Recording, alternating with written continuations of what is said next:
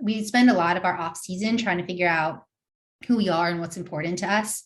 And one of my favorite has been, I wrote it down, conflict.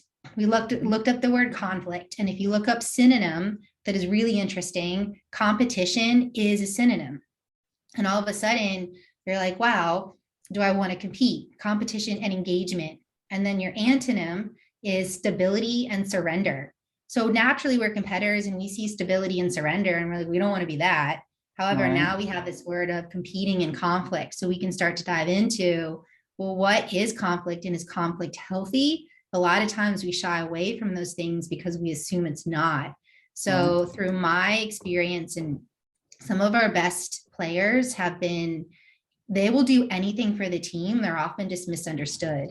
So if we can define what it looks like, and again, the team gives them permission to be themselves, all of a sudden the dynamic completely swings. So, well, here's a good example. Then we've done that, and really interesting, the percentage of our team, the most important character trait that they believed that they needed and other people needed was honesty.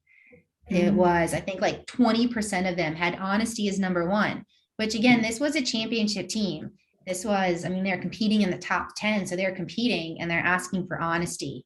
So I think with the eyes, as long as we're talking about what's important to us and the value they bring, then I actually love them, because I am not wonderful at feeding energy. So they do it and it's contagious. So we'll talk about what's important for our team to operate. And often they've stepped up to the occasion and they're the ones who are running our warmups, which again, I can help them with what to do. And then they're running and making it fun. And that's where, when you get the fun and the competitive, that's when I think you're really winning. And that's when you get that full engagement.